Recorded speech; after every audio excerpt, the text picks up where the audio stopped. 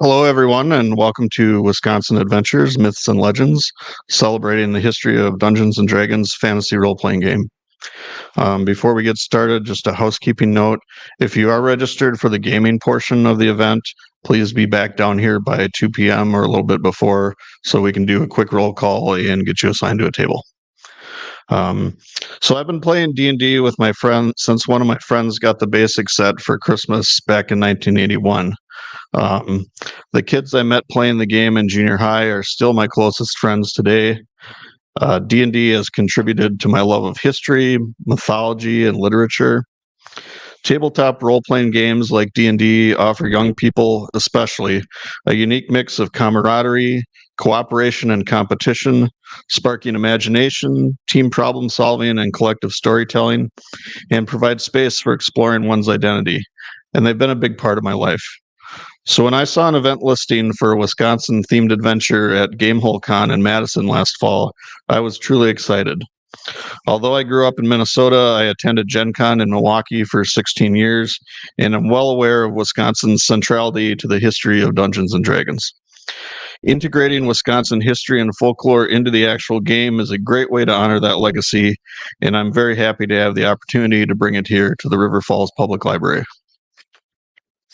Which brings us to today's presenter. Kurt Griesemer is a lifelong gamer who's been involved in education for over 25 years. He even has an MA in elementary ed from our very own UWRF. He's been an author, teacher, television producer, and museum educator. He co-authored the award-winning Wisconsin, Our State, Our Story textbook and created the Emmy-winning PBS series Wisconsin Biographies.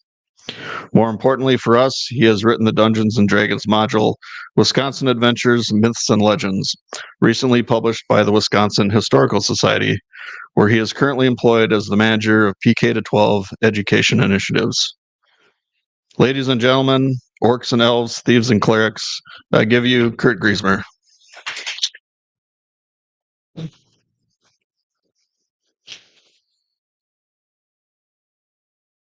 Thank you, John. Hi, welcome. So, I got to change the name of this presentation at some point, but I am in education, and that's how we came about creating this particular piece, right? So, if you have the module, if you have already taken a look through it, then you'll note that there's a lot of education content in the front and back, and in between is this really fun set of adventures to play. So, we'll get started and talk about it. So, how many of you are longtime gamers? All right. How many are first-time gamers? All right. So, where's that clicker? So, most of us know what role-playing games are, right? So, role-playing games, again, you're going to inhabit characters, taking on the responsibility for acting out the roles of those characters, right? Being part of the creation of the story that's involved with that. So, Wisconsin connections for what we're talking about today, right? Created in, hang on, I've got double clicking to go through for my notes here. So created in 1974 in Lake Geneva, Wisconsin, and you are actually far closer to Dave Arneson's home in St. Paul than you are to Gary Gygax's home in Lake Geneva. And then it combined elements of tabletop wargaming and fantasy tropes. And so does anybody here know the name of Gary's first published set of rules that he came out with? So the first, yeah, you're a ringer, right? So his first published set, maybe not his first published set of rules, his first attempt at this mix of fantasy and wargaming was called Chainmail. And Chainmail comes right out of wargaming because it says such things as that you have to know, like how long is an inch in the field, and what is line of sight. All these things that are assumed. But what's cool is they put in races like elves and orcs and hobbits, and then they get told by the Tolkien estate you can't use the word hobbit, so they change it to halfling. True story. So, inspired by, of course, his love of Lovecraft, Arthurian legends, Tolkien, and more. But really, just a lot of fun, and had those 3 booklets as its main piece, which become, of course, the core matter of D&D. So, Gary lived in Lake Geneva, father of 5 at the time, insurance salesman, shoe cobbler, game designer. So not the fastest path to fame and fortune that he could have picked, but really interesting. So, of course, he met with other enthusiasts, and wargaming itself comes out way back from the 1800s from what's called Kriegspiel, where Prussian generals were trying to get their leaders to do better on the battlefield, right? So they would set up war game simulations of real conflicts and say, what would you do here? What would you do there? And they try to introduce some randomization into it. And of course, wargaming then becomes more popularized as you go. H.G. Wells writes Little Soldiers, puts together his own sort of rules and says, if you have miniature houses and miniature cannons, you can shoot at each other with these things, which he did, of course, for his son. And it just grew and grew. And so eventually wargaming becomes popularized in that community, right? And they go on to create these games. So in 1969, at the second Gen Con, the first one being held in 68, he meets Dave Arneson. And Dave Arneson had come down from St. Paul, and together with a gentleman named Mike Carr, they create a game called Don't Give Up the Ship, which involves you could either have a single ship with a captain fighting against another ship with a captain, or you could have fleets of ships fighting against each other. Again, it's a war game with some elements that are going to be seen later on. So morale, which was a big thing in early Dungeons and Dragons, comes from this game. So if your morale of your crew broke, you couldn't really do as well. You couldn't do as much. Mike Carr invents a game called Fight in the Skies. And Fight in the Skies is a World War I fighter pilot game. And Mike Carr figures out this cool thing called leveling up, right? So his pilots, the more kills you got, the better you got at flying your plane. So all these ideas are percolating at the same time when Gary and Dave and folks get together. And in 1974, like I said, they put out D&D. Dave actually drives down. I'll talk a little bit more about Dave in just a second. From St. Paul with a friend who had created Dungeon, the game, the board game Dungeon. Anybody play Dungeon? It's a great gateway drug to Dungeons and Dragons. So if you haven't played, Dungeon is a really fun tabletop game. And Gary and Dave and other folks down in Lake Geneva played these games and got super excited about what was going to come next. And what came next was the box set. And then basic D&D, what John had talked about, came out in early 74. And in later 74, advanced Dungeons and Dragons came out. So if you're around my age, AD&D, the hardcover books is what you saw, and you're like, ooh, those, right? I also played basic. I ran basic campaigns because my friend Dan ran advanced campaigns, and he didn't want me to run anything like he was running. So, but Dave's name is taken off the credits of advanced D&D. That causes some problems. So, who's Dave? Dave Arneson, younger than Gary by a few years, creates Blackmore, intentionally using some of Gary's rules from Chainmail. So in Blackmore, instead of whole armies working against each other with leaders in positions, you became the heroes on the battlefield. And he also puts these characters into dungeons. And there are a lot. I owe a lot of my information to scholars who have studied this for decades. So John Peterson, if you have not read any of his work, you should go seek it out. It's probably here in the library. If not, they can get it through the interlibrary loan system. Paul Stormberg, another one. But yeah, so in Blackmore, one of the things that I read first was that you could be the heroes or the monsters, right? So you could pick your side.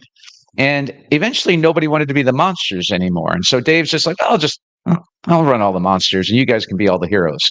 And then he puts them in a dungeon. So guess what he is? Yeah, he's the first dungeon master, right? Which is now trademarked by Wizards of the Coast. Put that out there. So, but Dungeon Master is Dave's first. He's credited with being the first one. Again, he meets Gary, works on the game with Mike, and then he's written out the credits in '74 and gets rightfully angry. Gary and his team try to convince a judge that basic Dungeons and Dragons is not the same game as advanced Dungeons and Dragons. And can you imagine how hard that was for somebody who didn't play the game to look at and say, right, totally different game? Not true.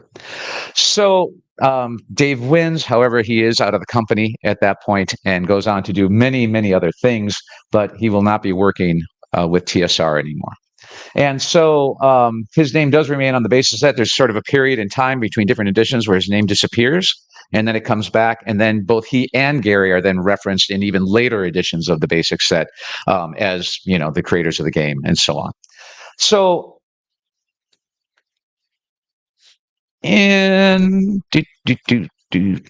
so this is just a partial timeline of what's going on. So Gary Gygax and Don Kay and Brian Bloom actually found TSR. Brian Bloom is brought on because Gary and Dave don't have enough money to print the box set. So, there, hit a button. So, without money, can't get done. Guidon Games says, oh, that's too much for us, which is where Gary was working at the time. And Brian Bloom's brought on after extensive interviews by Kay, because for whatever reason, I'm not actually hitting the button. It just keeps moving on me. So I'm going to just put this down for a second. So Don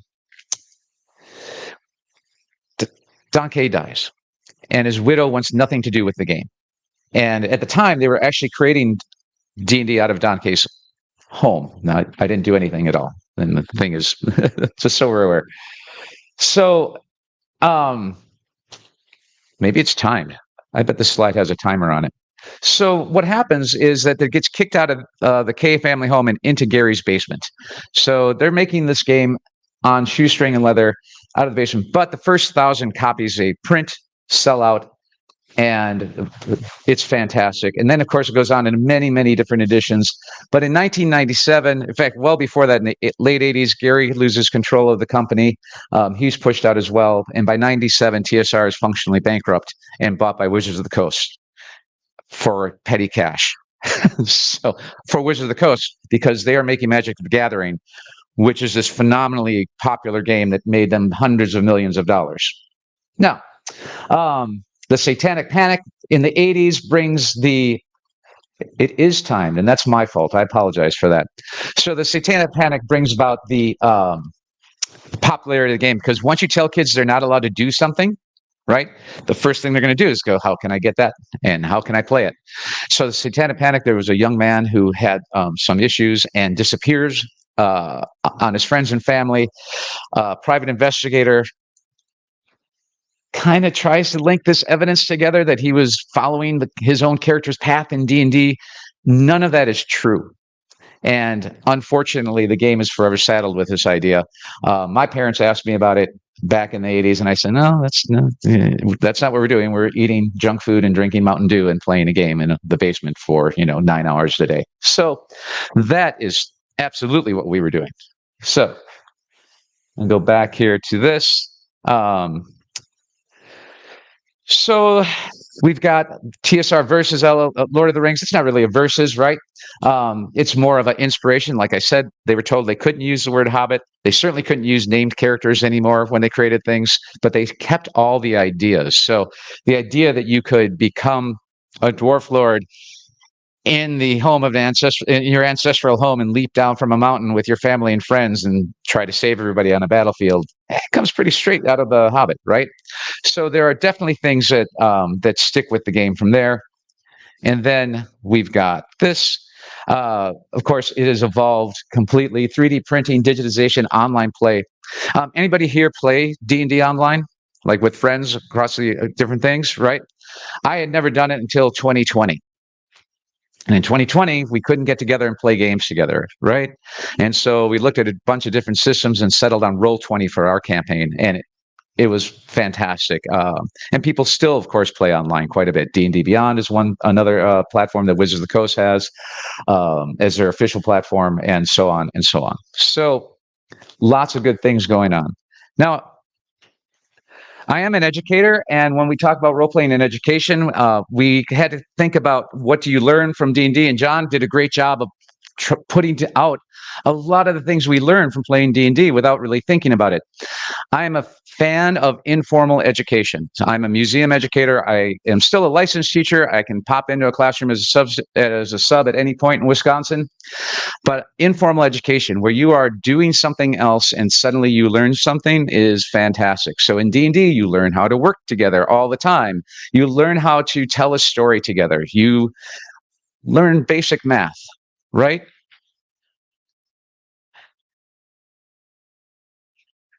I couldn't hear you. I'm sorry. Absolutely. Right. Interpersonal relationships, social skills, learning how to talk to each other, get your point across.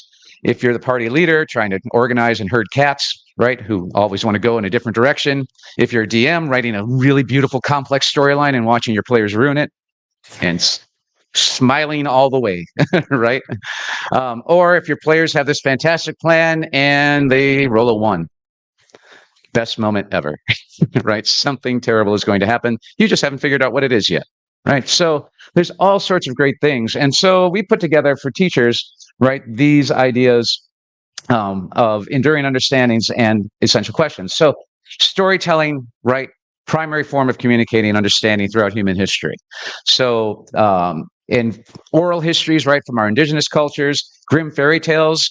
Anybody know why grim fairy tales were originally created? Raise your hand and I'll summarize it if you want. Why were grim fairies? What do you think? That's right. Scare kids to behave is exactly it. Don't go in the woods. You'll get eaten, right? Don't eat that apple that fell on the ground. You'll get poisoned.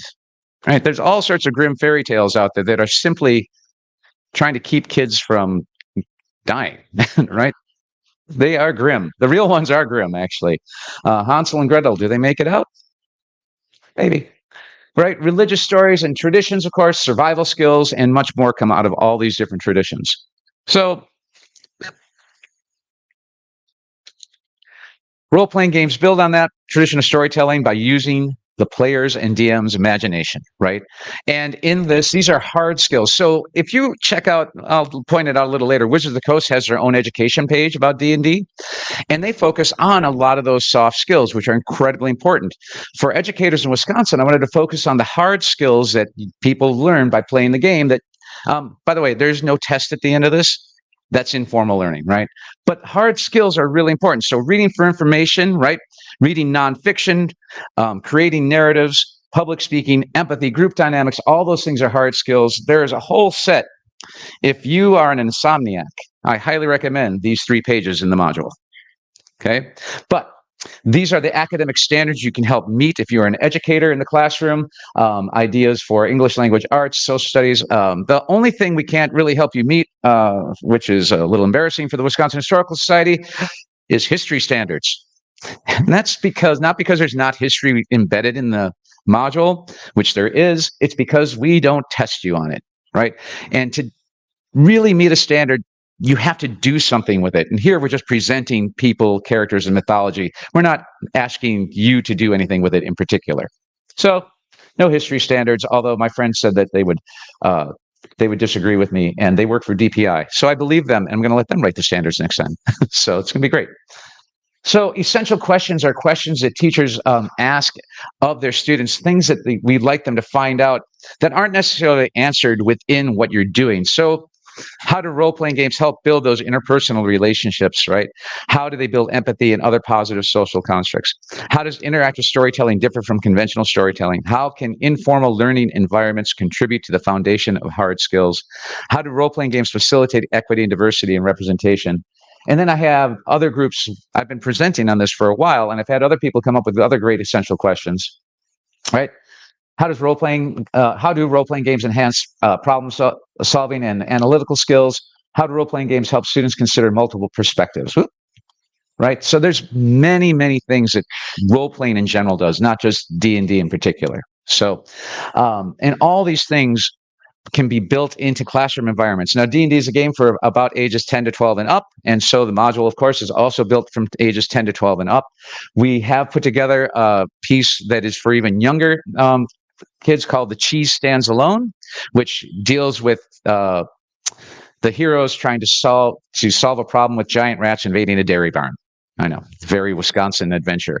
It also then boils Dungeons and Dragons and how you play down into very, very minimal. So you get a die 20, you get hit points, armor class, and something you can do, right? So it's almost like playing the game Dungeon, but not quite.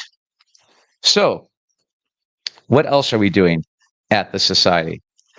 We are on a big collecting bend. So have any of you visited the museum on the square in Madison?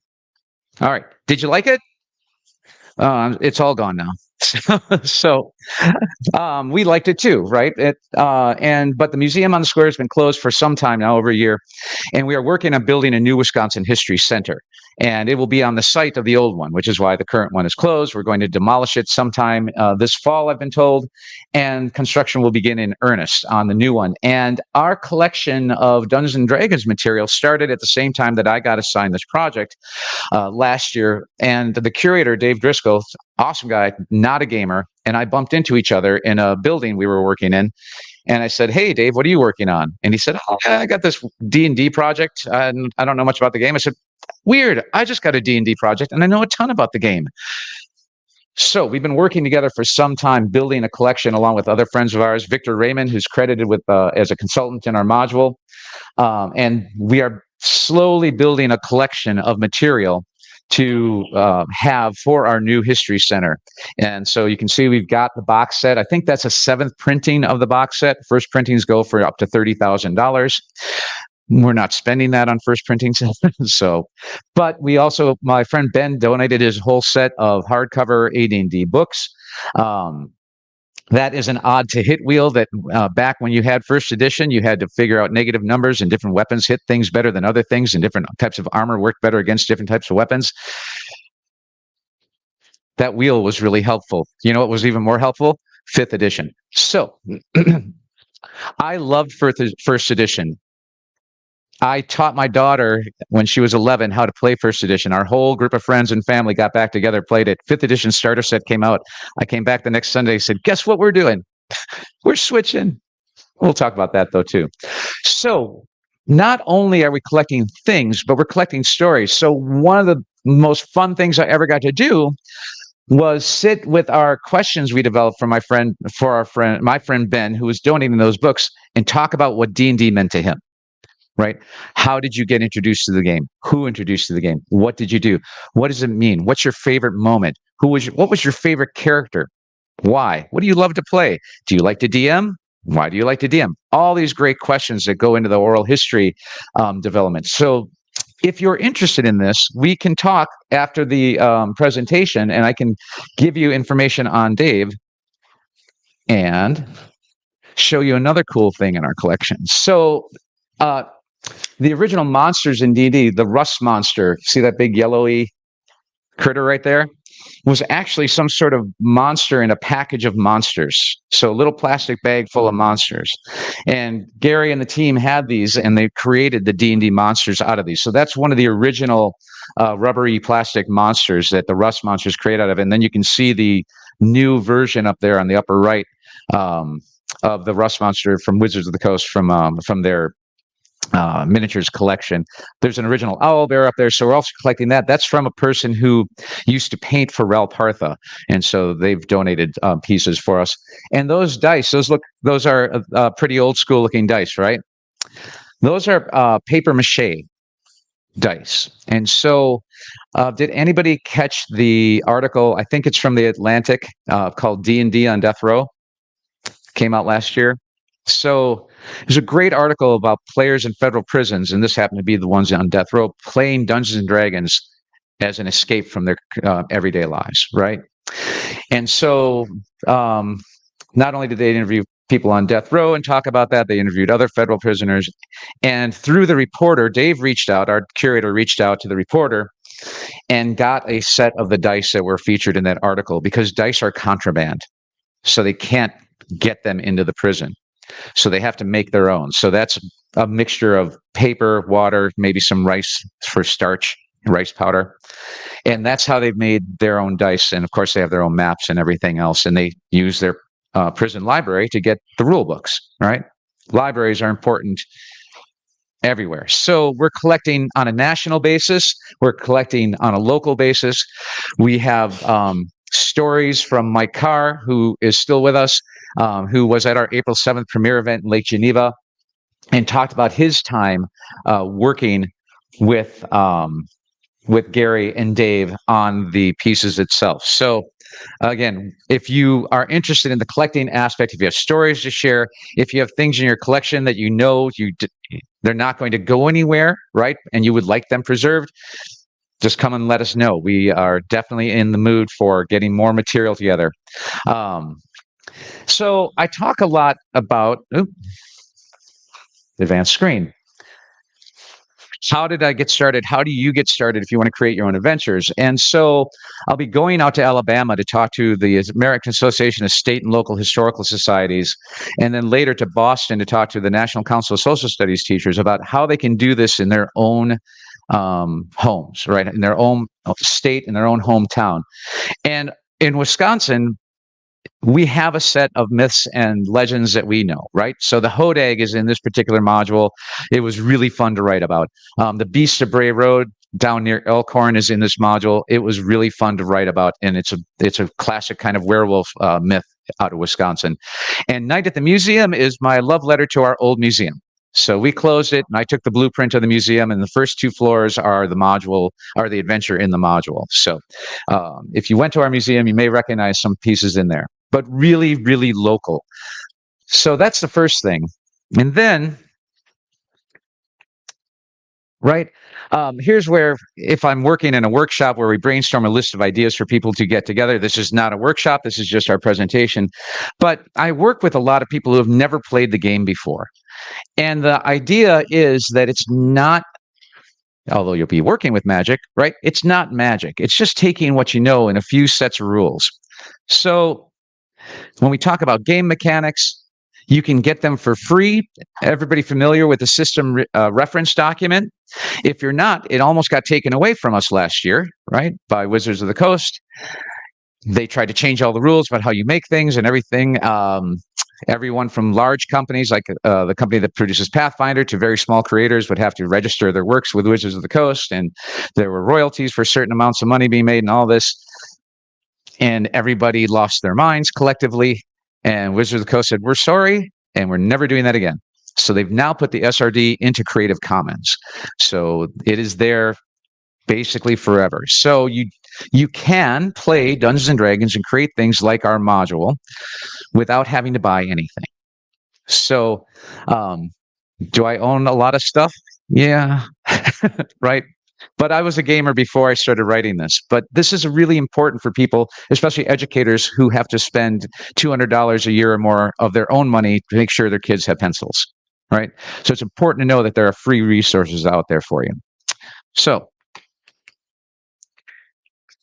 getting started. So if you haven't played before, we kind of came up with a top 10. What do you need to know? And this is based on 5th edition. Again, in the 1st edition, this list is probably the top 30 things you need to know, including advanced algebra, right? So it's a very different game now.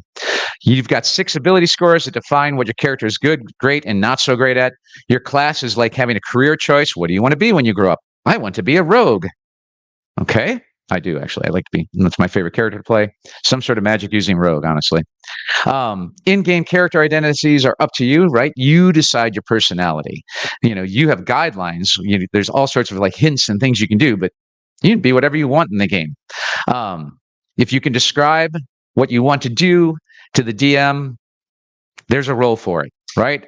So whatever the crazy thing is, if you're playing at my table today, if you can describe it, I'll assign a number to it and we'll see what happens. And kind of hoping you roll a 1 because it's really funny, but I'm also hoping you roll a 20 because it's great for you, right? And those two things are just they're sort of like the known pieces of the game. A 20, you always succeed and it's always awesome, and a 1, not as great. Again, you roll a D20 is probably the most important thing to know. And with I don't know what edition they did it, probably in 3rd edition, bigger numbers now are always better. Right? There's no more of you have to roll under a thing to get a thing done. Bigger numbers are always better in the game. Smaller numbers, then not great. Difficulty class is how hard something is to do. Greater than or equal to is only in the math you really need to know anymore. Armor class, same thing. Hit points, how long do you get to live? Advantage, which is good, you get to roll 2 dice and take the best number, and disadvantage, which is bad, you get 2 dice and you take the worst number. So these are the top 10 rules that we thought of. If you're teaching new players, like you may have people show up today who are new players besides the folks that are in here now. So if you have new players show up, these are sort of the 10 things they're going to need to know. And honestly, you can teach them that on the fly, right? And this is a presentation, so it's all written down.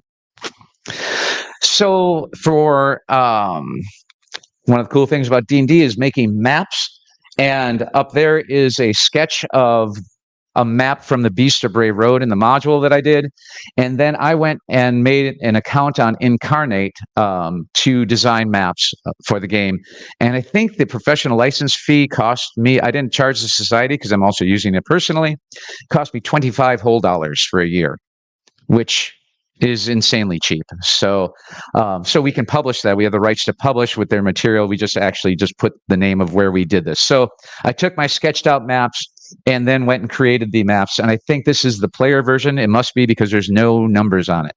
So we do sell the full color maps online.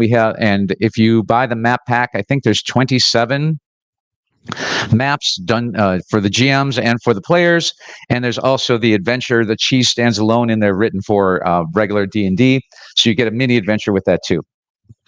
And again, maps, you just use graph paper or hex paper, depends what you want to do. Now, AI gets a deservedly bad rap, but if you're working with young people that can't draw but want to describe their character, it's phenomenal. It's phenomenal. I can't draw. You just saw my map, right?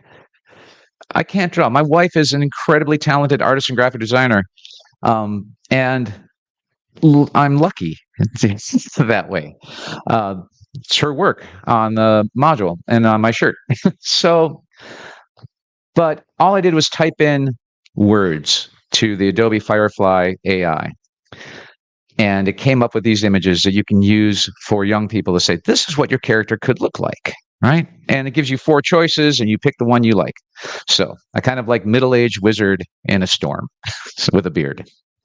So yeah, I got 4 choices. That's the one I picked. So let's see. Next, another great resource that's out there for free, Hero Forge. Now, Hero Forge is not free. Like if you wanted to buy any of those painted, I believe it costs upwards of $40. But you can design the entire character with full color for free. They like that because you make an account and you save it to your account, and then you get a full-size picture of it. They like that because eventually you're probably going to break down and spend money on them, right? But it's another great place if you are if you're working with young people, or you're working with anyone, and they want to get a character design. Again, I've used it for games that I play in to make my characters. There it is. You can design a character to your specs in Hero Forge. You can get the picture, and Hero Forge is like, great, thanks for coming to our site and doing that. That part is free.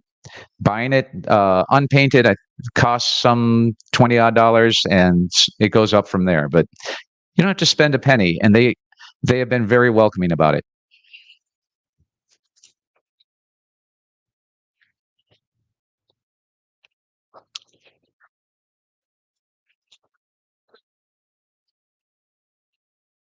Sure.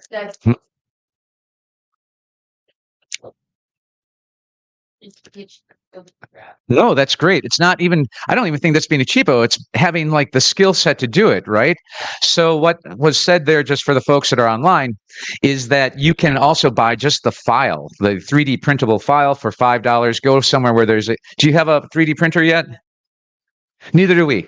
So, but you can go somewhere where they have a public 3D printer and then have it printed. You can if you have a friend who does 3D printing, of course, you can do it that way. There's all sorts of great things you can do with that. So, and of course, Hero Forge is probably, I know about Hero Forge, so I put it up here and I use it. There are so many people doing 3D prints. Go on Etsy someday and just type in, D&D miniatures, and you'll see all sorts of fantastic, literally fantastic, right?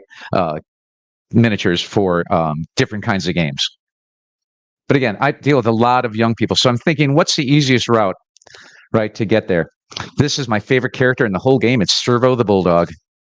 And Servo is a real dog named Servo that my friend Peter has. And Servo's superpower in the module, this is not a spoiler because if you're about to play soon anyway, is to knock you down and slobber all over you. So be prepared. So, because in real life, Servo is a huge bulldog and will knock you down if you're not ready for him. So set expectations, right? Actually, I think it's in Tasha's Cauldron of Everything where they talk about Campaign 0 in Wizards of the Coast. So these ideas are not original to me. Again, I'm standing on the shoulders of everyone who's written anything for this game in the last 50 years because we're on the 50th anniversary, right? But set the ground rules. Ask your players what kind of game they want, right? My players know that I'm a fairly tough DM with a sense of humor. Right. And that's the kind of game that they are in for. And that means they're probably not going to die, but they're probably, there's going to be some interesting things that happen to them along the way. But you have to make that sort of clear because some players get so invested in their first character they ever develop. If they were to die, that's the end of the world. They're like, oh, it happened, right? And some players like me, I'm like, oh, my character died. I'm going to make a new one and have a new backstory and figure out the whole thing again. Right, because that's what I find interesting about D&D is the different character classes you can play. So, but again, figure it out. Right. For me, it's fun over rules. Yes, rules matter, and we'll try to stick to them. But it's really more important to have fun than to argue about whether you can carry that because the encumbrance limit is 150 and you're carrying 175 pieces of gold when you don't have a bag of holding. Where do you put it all? Yeah, I don't care. You're carrying all the gold. It's in your shoe. It's great. So. And again, if you're an educator and want to incorporate this sort of idea into your you don't have to put it right in your classroom. Start an after-school club. I had a gaming club in my last position as a teacher, and it was super popular, strangely enough. However, the kids had to come in and show me they had finished all their homework first before they could play. Didn't stop me from having almost 30 kids in my room. It was great. And then have fun, roll dice, slay monsters, save the town, all those things that we get to do.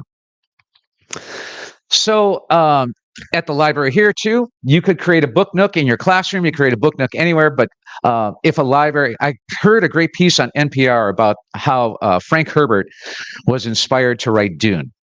Did anybody hear that when it came out? Yeah, it was really interesting. He's in Oregon, I believe, in some small town is being eaten by sand dunes. Right? It's like they're fighting against the dunes taking over their town. He looks at it and goes, whoa. There's a story there. And he goes to their local library and he checks out every book they have on dunes and deserts, oceans. He starts thinking about, well, what would be a driving force in this, right? And they have in this library the Frank Herbert Inspiration Collection. So you can just go and see all the books that he had been looking at as he's coming up with this mega gigantic science fiction empire world building piece that he did. I think he's right up there with Tolkien in world building, right? I'm a huge fan of world building fantasy and science fiction. I think that Tolkien starts with language, which is fantastic, and Frank Herbert starts with this idea: what if sand and spice were really important to the world, and what would happen, right? The authors that inspire me, the authors that inspired Gary and Dave to create games, you can get all of these and put them in a special little inspired by, right? This inspired Gary to be a game creator. These are science fiction writers that are fantastic. Anything like that creates a really nice environment for people. What's that? Appendix. I don't know what that is. That's in the advanced D&D. That's all the things that inspire. Oh, right. There is at the back of the you could be right. He said Appendix N for those online, which one of the best things in history, I can look stuff up. So I'm going to look that up later. So best part about history, you don't have to memorize it. Kids memorize it for the test. It's fine. But you can look history up and you can check your sources. I'm a big fan of knowing whether a source is good or not versus whether you memorized who was our first president. Everyone knows who our first president was, right? Okay, great. Okay, cool. But check your sources, right? Anyway, I talked a little bit. Wizards of the Coast does have an educator resource page out there. At Gen Con, they had an educator's day or half day with someone in the field talking to other educators like me. I didn't get to go to Gen Con because I'm going to these other education conferences and we only have so much money. And so that is just how life goes. And but I highly recommend going and checking this out. They are doing good work in the field. What's next? So Wisconsin Adventures 1 was published this last March. We had our premiere event. It was fantastic. We got to premiere it at Horticultural Hall in Lake Geneva, where the first Gen Con was held. We had 75 people attend for the panel session and 40, I think we ended up with 42 players. We had 45 reserve space, but there was one medical emergency that took 2 people out and one person failed to make it on their own. So we had a whole room full of roundtables of people playing the module, laughing, groaning, cheering. We had a first-time player who at the last table was a person who killed the big bad at the end of night at the museum and was just stoked. So it was a lot of fun to do. So next is Wisconsin Adventures 2 Circus Nightmare. And so I just finished the first draft of that a few weeks ago, and it's currently in the hands of several people, including the editor coming up, and we'll edit the work, get the maps made up, get the art done, and we'll be publishing that next year. And it centers around the town of Baraboo, which is Baraboo, Wisconsin. Of course, working at the Wisconsin Historical Society, we have a site called Circus World, and I was told by the director of Circus World I could only make this module if there were no scary clowns. Because he really hates the scary clown trope. And I agreed that there would be no scary clowns. There are a number of very sad clowns, though. Technically, I'm keeping my word. Yes, I know this is going out live. So,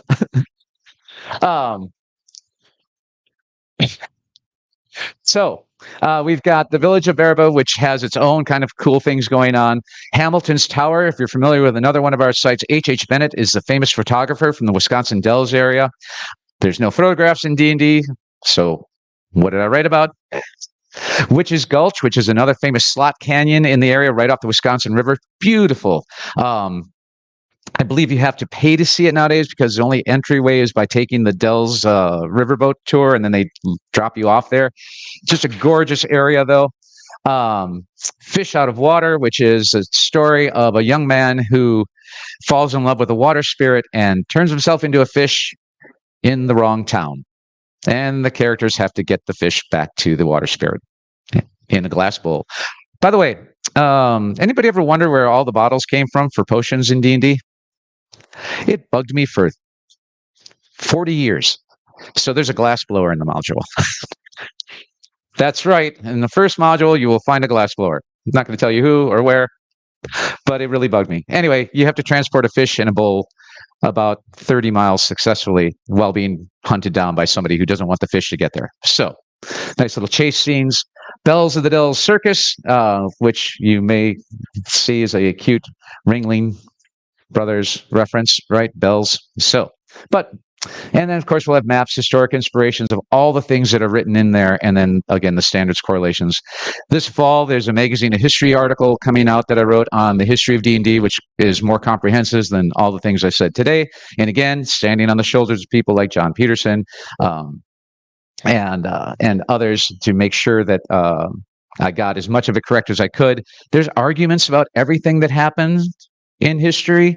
So there are different sides of this story. And at some point as a writer, you just have to pick your path and put it down on paper. So I'm looking forward to all the letters that say you got it wrong.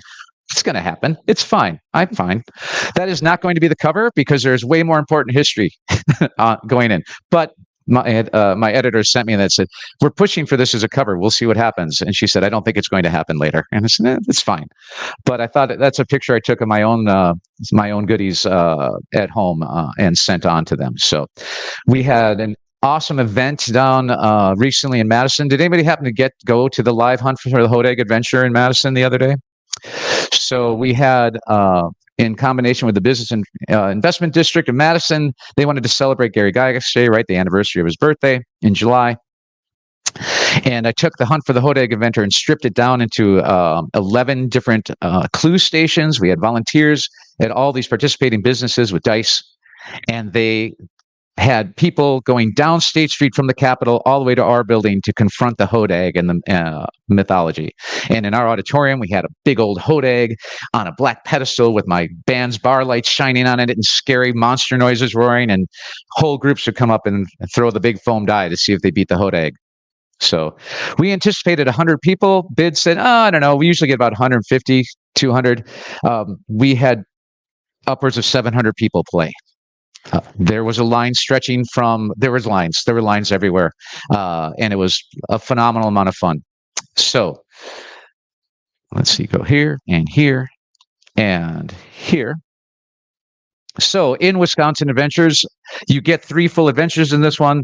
If you're an educator, you get the full set of standards, all the historic inspirations. So every historic reference that is made is in this historic inspiration. So you can see the real history behind something. Even plank roads, when roads were literally made out of planks of wood, are in the historic inspirations, because of course you go traveling down the old plank road to find the old museum in the module. We have a website. I put pieces made for me by my marketing team, so you can go right to the website and check out what we have. We have the module, we have dice, we have really cool holographic stickers for sale. We have deals for educator and educational institutions like libraries, right? So that you don't have to pay full price for those sorts of things. And then the last bit of housekeeping I have before questions: tell us what you think. I know you haven't played the game yet, so pretend you had a great time, or don't. But you can go to this website right here, wehistory.org. Tell us to enter that event ID. And at the end of the day, let us know what you think. So that's for our Speakers Bureau, to let them know. They keep track of this data for various purposes. And I would be happy to take any questions. And if I don't know the answer, I'm really great at saying I don't know the answer. So that's it for me. Are there any questions? Yeah. D&D start, Wisconsin. So the question was, where does D&D start? It does. It starts in Lake Geneva, Wisconsin. And what happens, the closer you lived to Gary, the more likely you were to be in the company, because they didn't have email, right? They didn't have instant communication except by telephone. So the founders of TSR, Dave doesn't join the company for a few years, actually, even though he's obviously the partner who gets it all started.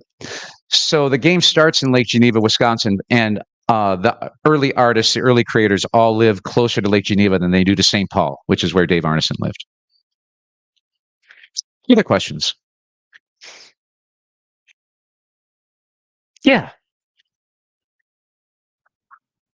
What I have here. But Pat Morey is a friend of mine from Ellsworth, and she told me that early Dungeons and Dragons was played with not quite a finished set in Ellsworth, Wisconsin, but with a junior high teacher in the 70s. But I can't remember exactly who that was. So off the top of my head, I have it written down, and it's not here. The summary of the question, basically, that early D&D was played by a high school teacher out of Ellsworth with a group. Junior high. Yeah, I've never come across that story. That doesn't mean it doesn't exist. If it's been chronicled, I would bet John Peterson has it in one of his many fantastic books, because he's got, doctoral dissertation playing the world on the whole history of wargaming through role-playing games. So that's really interesting, because there were a number of people, Basic is actually compiled. There's a Holmes Basic. There's all these different versions by play-by-mail, right? These went out in newsletters all the time. These wargaming newsletters would go out to different people by mail, and people would look at those and change the rules and say, hey, I did this and this, and then they'd send them back, or they'd call. Like, imagine calling and say, hey, Gary, I fixed this for you. and you're Gary Gygax, and you fixed what, huh? Oh, that's awesome. I'm just going to use that and not credit you right now. Yeah. Get third, fourth, or fifth, and what subclass? Okay, I really I find Rogue a little more confusing to play in 5th edition. It's one of the few things I think they kind of messed up by not keeping assigned skill sets to certain things. So it took me a bit to realize that it's actually easier without it. So I love first edition multi-class Magic User Thief. That's my go-to. So, and in 5th edition, I simply played an Arcane Trickster and did the exact same stuff. So, with a cooler mage hand than I ever had as a Magic User Thief in 1st edition. So, but yeah, and I always helped the party and never ever took treasure without telling them. I'm still friends with some of those folks. So, yes. Right now, from my AD, there's Google packages. You have a list of the very important. If I got like all my original stuff that I want, like that, and didn't go. That would be awesome. So the question was, do we have all the things we're looking for in the collection? No, we do not. So I will get you Dave. Come up afterwards. This in between lunch or this and the next thing, and I'll get you Dave Driscoll's email, and you can just email him personally and ask. As we have a list that we're trying to collect. And what's great about Dave is he made the list, and anytime someone brings up something cool that he doesn't have on the list, he's like, "Really?" so he would love that and the story of you, right? Because things in museums without stories, I don't know, they're cool to look at, but they don't matter as much, right? And that's why they're in a museum. Hopefully, the fancy word is provenance. Do we know the provenance of the piece?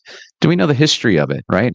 And if you know the history of something that is so personal and has mattered so much in someone's life, like this game has, right? That's what we're hoping to collect with the stuff. So, yes.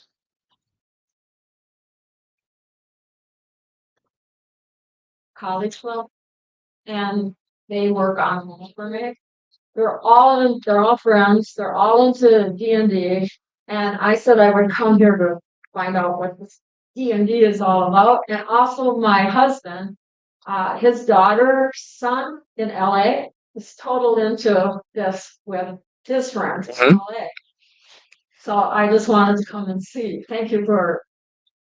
Oh, yeah, absolutely. And thank John for bringing me up here. He reached out and said, "Hey, think you could come to River Falls?" I'm like, "I love River Falls."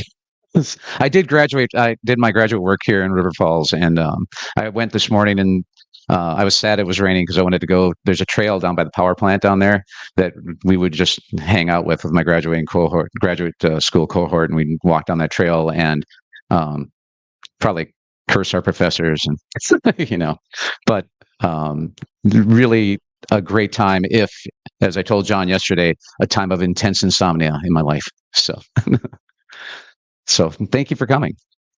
Anyone else? Again, if I don't know the answer, I can look it up and see if I can find it. If you have any burning questions about the origins of the game, Dave got his ideas for Blackmore, not just from Chainmail. It was another Dave named David Wesley Wales. Oh, what's that? Wesley. So it was Wesley in a game called Brownstein, where you had mission-based leaders. So Brownstein is a war game, except it's set in a town called Brownstein, and you might be the post office master, right? And your job is to make sure this letter got to somebody. You might be a general, making sure the town is safe. You might be a spy, trying to off the general. You all had different missions, and then you'd all had to tell Dave what was going on behind the scenes. And Dave Wesley thought his game was a terrible failure at one point because he left the room to talk to one or two people, and he came back, and everybody's just like, and everything's like, what's going on? And so he left that day thinking his game was a failure, and then everyone bugged him, please play it again. And then Dave Arneson said, "Hey, do you mind if I take your idea and kind of make a thing with this chainmail idea?" And Dave's like, "Yeah, go for it. I don't know if I ever want to run that again." So all these things like play together in the world. And again, there's different competing theories about who did what and why, but pick a lane and go. So anyone else? Okay, I know John's got some housekeeping he wanted to come up and do, and I will get out of the way with my now cold coffee. But Thanks, Kurt. So a round of applause to Kurt.